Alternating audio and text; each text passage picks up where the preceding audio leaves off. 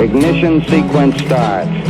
6, 5, 4, 3, 2, 1, 0. Liftoff. We have a liftoff.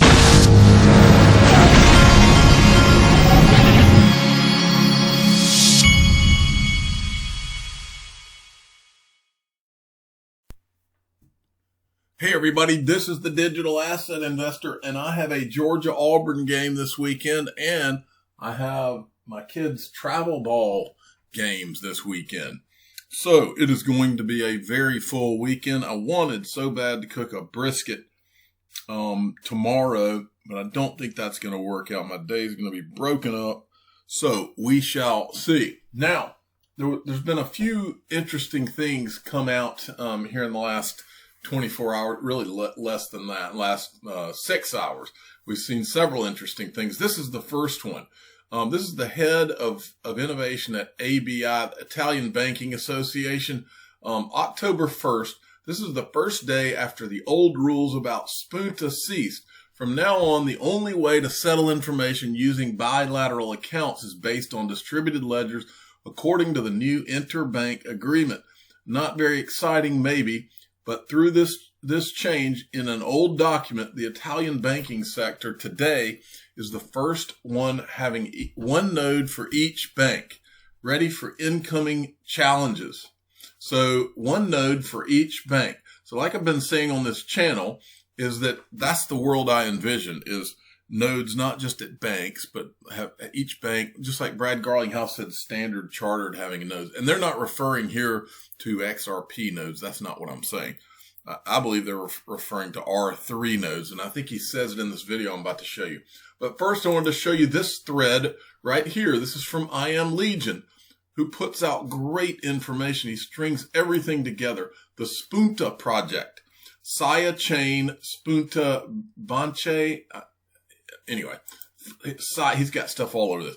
The Spunta project is based on the Corda DLT platform and developed by blockchain consortium R3 with assistance from Y-Tech firm NTT Data. There they are again. And then let me see what else he has here. Then he's got this picture of R3. Let me see if there's another one. Yes. Saya is providing the infrastructure for solution designed by NTT Data using the platform Saya Chain, a secure and protected network integrated with R3's Corda platform to enable Saya customers to run core dApps. I think that's how you say that. And then here's the next part. Everest, NTT Data, and Ripple are committing full-time engineering resources to ensure the success of this project. The main contributors will include Takahiro Inaba, NTT Data, Adrian Hope Bailey from Ripple, and Isaac, whatever that guy's last name is, from Everest and NTT Data Company. And then, I don't know what that is, but then you've got Ripple, Interledger, R3, Corda, and this is from Everest as well. Then we have this, Everest joins R3's Corda partner network. Okay, so all this stuff ties together. Now, the third thing he's got here, he says, we're all connected. Transformation is attitude, empowering our organizations in the connected world. That's from Everest's website, I believe. Let's go to the next one. Saya and R3 partner to accelerate the adoption of blockchain applications by 600 banks and corporates. And then there's Swift. You got Marco Polo, R3 right here. Let's see what else we have. There's SAIV Coalition. That, I believe, is Polysign's logo. You got Coil, Ripple, Hard Yaka. That's Greg Kidd's venture capital firm. You can see how all this ties together. NTT Data, Earthport is a Ripple partner. And then you go, Volanti is a Ripple partner. I mean, this thing, you can tie Ripple to just about anything where all the money is. Now, I Am Legion also had posted this quick video. This is David Rudder from R3 back in February 2020. Believe that by October of next year, every single bank in Italy needs to have a Corda node. And there's a lot of Italians here, and I love Super Tuscan wine, so I want to stop right there and clap for the Italians. Yeah, baby. So every single bank in Italy is going to have a Corda node. which makes sense with this. The Italian banking sector today is the first one having one node for each bank. So it looks like that panned out for him.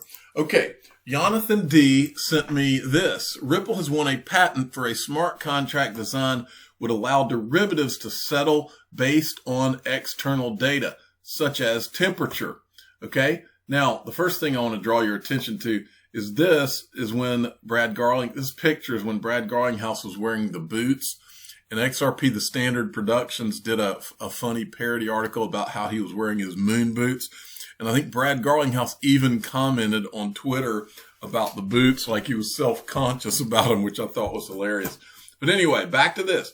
They've won a patent for smart contract design to allow derivatives. Now remember, and I'm going to take you back, all of these Twitter accounts and these different accounts that have disappeared off of Twitter and off of Steam, all of them just about said that Ripple was always about the derivatives because derivatives is all the money. Think DTCC. And that this is what it was all about all along is what they've said. I'll show it to you in a second. Now, I wanted to go, here's the article. It says, earlier this week, they received the patent originally filed in June 2018. One example of a use case provided includes using the smart contracts to automatically settle options contracts when pre-agreed conditions are met, such as companies' debt to equity ratio hitting a certain threshold. Another example for the oil industry. And remember, I'm going to show it to you in a minute. Rachel Lee said it was about derivatives, oil. I'm telling you, folks, people have disappeared that knew everything. Is feeding data on the density of a specific crude oil shipment to help a smart contract determine whether to make a trade. Smart contracts are mostly associated with Ethereum, but other large blockchains are looking to add similar capabilities. Earlier this year, Derivatives Exchange. So what a coincidence that yesterday, I believe it was yesterday, the BitMEX, who was trading in derivatives, was shut down by the CFTC. Okay, now let's go back a little bit. Remember the guy that ran the CFT, Chris Giancarlo, who now runs the Digital Dollar Project. Chris Giancarlo is the same guy that was sent by the Trump administration to shut down, to pop the Bitcoin bubble, which he did. And there's an article I've shown you before we popped the Bitcoin bubble. And now we've got the CFTC, the same organization that he worked for when he popped the Bitcoin bubble. Same organization is going to shut down this derivatives exchange, BitMEX. Okay. Then the very next day, all of a sudden, Ripple wins a U.S. patent for smart contracts for derivatives and oil. All right. Following me? One of the two authors of the patent, Ripple's former CTO, Stefan Thomas, previously revived a defunct project called Codius, one working to bring smart contracts to Ripple into a new startup, Coil, while a patent indicates that, All right. So this is all about Codius. It's all about derivatives. It's all about oil. Okay. Now let's, and this is the actual patent. Now let's look at something. Michelle Vandenberg sent me this, and I'm going to show you this, and then we'll tie all this in. Let's talk smart contract. First, David Schwartz weighs in. He says, external here means anything outside the smart contract system itself. So it includes, for example, blockchains. All right. So let's go down memory lane, folks. Remember this guy, Vitalik Buterin? Fun fact. We've talked about this before. But I believe everything, I believe all the world's a stage, and I think that you're seeing everything unfold just as it was supposed to unfold. Fun fact, Vitalik Buterin tried to be an intern at Ripple, but it's more than that, folks. He didn't just try to be an intern at Ripple. He slept on Stefan Thomas's, who created Codius, who just got that patent. Stefan Thomas and Evan Schwartz, look, their names are on the patent. Stefan Thomas and Evan Schwartz being the guy that said all the money, right? So he sleeps, Vitalik Buterin sleeps on Stefan Thomas's couch. Everything started with XRP. This is Stefan Thomas at Just Moon. Later in 2013, a young Bitcoin developer crashed on my couch for a couple of weeks while visiting San Francisco. In the afternoon, he would come to the Ripple office and join our discussions about smart contracts. His name was Vitalik Buterin. Okay. Now, let me tell you what I think Vitalik Buterin is. And I'm going to use the movie Willy Wonka and the Chocolate Factory to tell you what I think Vitalik Buterin did. All right. Do you remember those of you that haven't seen the movie, go watch it now because it's a classic. But Willy Wonka and the Chocolate Factory is about these kids that are invited to this mysterious chocolate factory where all the candy that's in all the candy stores is made, and the recluse that runs it is Willy Wonka. Here, played by Gene. What was the guy's name? Gene. I'll think of it in a minute. But anyway, from back in like the 70s. Anyway, while these kids were there, it was really a trick. He gave all of them what was called the everlasting gobstopper. And what he was trying to find out was which one of these children he could trust. And whoever he could trust, he was going to groom and let them inherit his chocolate factory.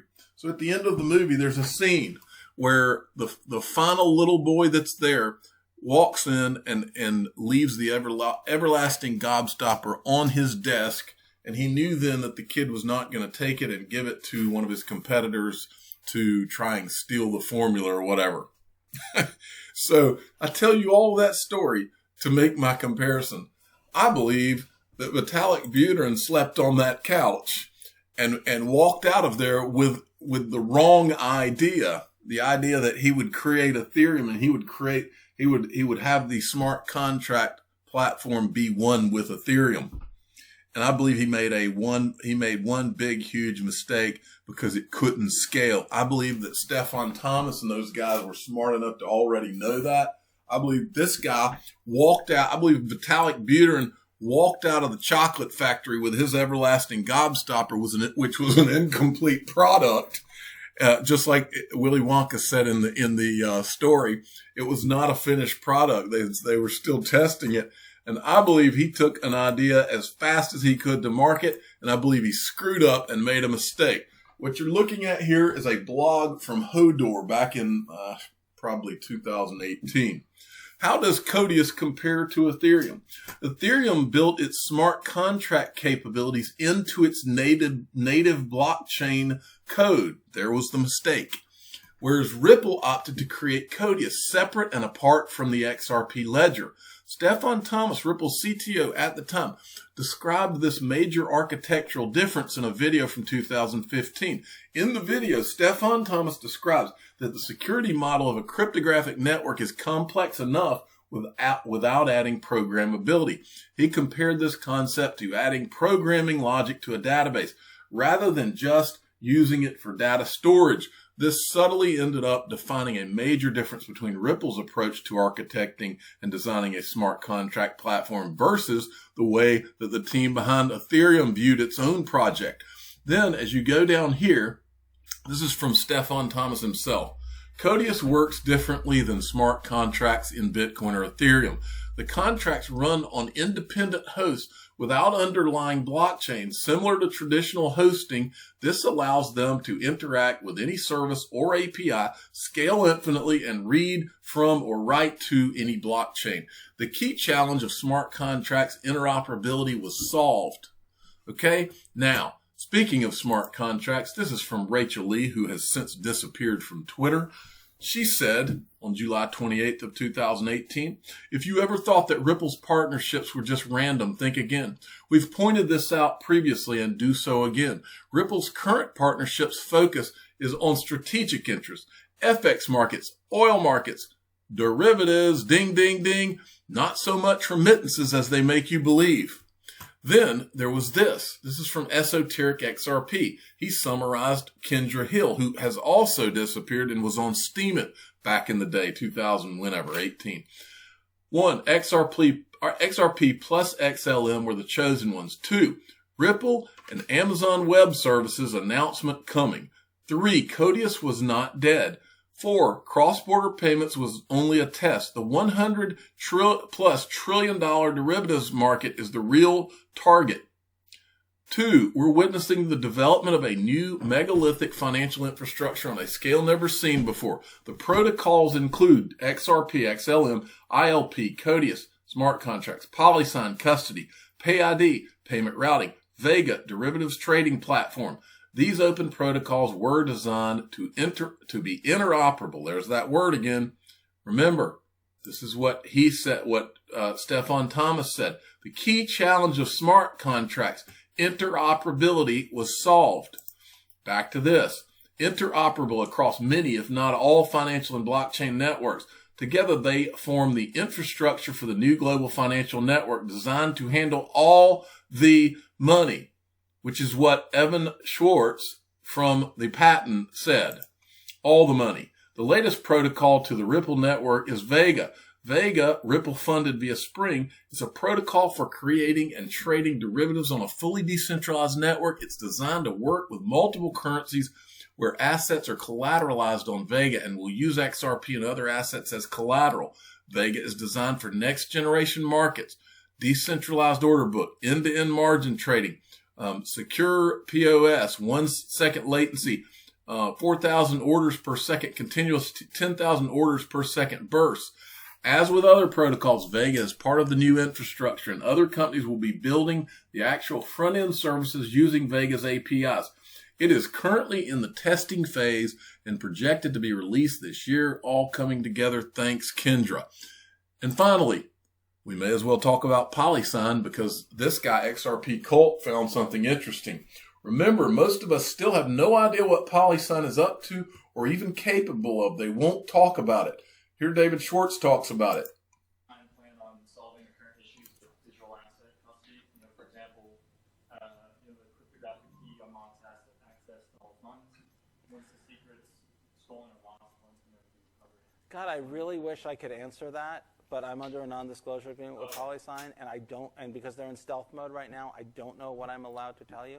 I can tell you that they're in the custody business, and of course I can tell you that they're doing it like an amazing way that, Arthur and I are behind this, we're the lead guys on the technology, and obviously like we think we're doing it right, but unfortunately I don't know what, I really wish I could tell you because it's so freaking cool. I'm busting with wanting to tell people what we did, and they're like, oh no, we're still in stealth mode, it's still non-disclosure, so unfortunately I cannot answer that question, but I feel really. All right, so you can't tell them anything. Turns out, this is this XRP Cult guy that found this. Turns out, this, which is Bismuth platform, has been writing code on GitHub for Polysign. Interestingly, it's No, I want to go ahead and tell you, this is all Greek to me. I don't speak this language, but I'm going to read it to you because a lot of you will understand it. Interestingly, it's EggPoolNet, the largest mining pool on BIS right now. A few days later, Polysign has a job opening for strong coding abilities in Python. I think there's more than a collaboration. So this is the Bismuth thing. And then you can see the EggPool and then Polysign here. Bismuth Foundation / Polysign mining pools right here. Let's see what else we have. And then he's talking about this job. This is a Polysign job posting. Strong coding abilities, preferably in Python on enterprise class production systems. Let me see if that's it. And then he says 3 occurring, I think EggPool might be funded by Polysign or Ripple. I know that may seem far-fetched, but the XRP community knows how to look for clues. There's just too much signs not to notice. And then he goes through some of these screenshots. Here's David Schwartz. Let's see if we see any. And this is interesting. This is the Polysign website. It's got that building there in the background with the interesting shape. And on Bismuth's website, it's got the same building. That's pretty interesting. That's it. That's it on that. So I'm a digital asset investor. I'm not an investment advisor. This is for entertainment purposes only. Please subscribe. Hit the like button and tell your friends and family that we have some interesting things going on between the Spunta project, and then you've got Codius, derivatives, Polysign. This thing is happening, folks, and it's unfolding right before our eyes. Thank you for listening. Every day, billions of people around the world are mocked, ridiculed, laughed at, and embarrassed by their friends, family, and even strangers. These people go through their days knowing there are secrets being kept from them. They hear the faint whispers behind closed doors. The information and knowledge is held very close and only shared with others who were fortunate enough to find out. Feeling lost, rejected and ostracized, these people give up, never finding out what digital assets the digital asset investor holds. But there is hope.